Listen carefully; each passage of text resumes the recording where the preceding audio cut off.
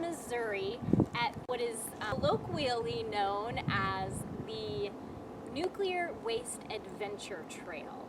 Little museum that's the Weldon Springs Interpretive Center, and it tells you all about this man-made structure behind me.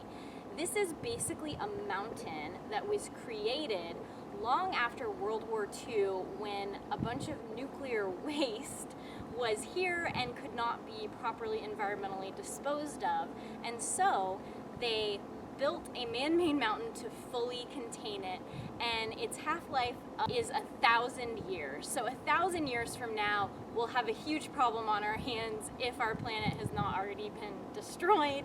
But for now, it is apparently perfectly safe. A lot of visitors to the area worry that they're gonna glow in the dark when they leave, and it is kind of a scary thing to be in the presence of nuclear waste.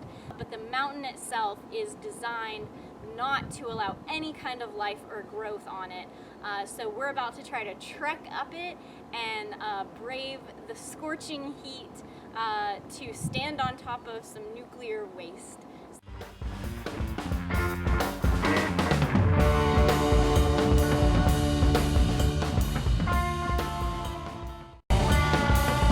The history of how Weldon Springs became this attraction begins in 1940, when U.S. involvement in World War II was imminent, and 17,000 rural acres were taken over by the Army to produce 700 million pounds of TNT. Almost 600 citizens in 3 small towns were displaced and promised $30,000 to $40,000, only 2 of which ever materialized. Our guide told us that some of these townspeople, now in their 90s, recently met for a reunion at this site and expressed their mixed emotions. On the one hand, they felt they had been personally wronged, but they were nonetheless relieved that their displacement meant the creation of 5,000 jobs and the victory of the war. The story continues in 1958 as the Army begins processing uranium ore at the site, and then, again, dangerous herbicides in 1967.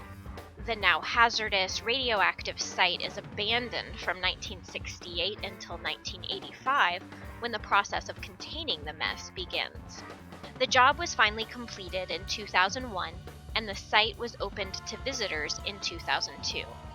Perhaps ironically, the last 15 years or so have brought growth to the area, as gardens and bike trails give new life to the land surrounding this disposal cell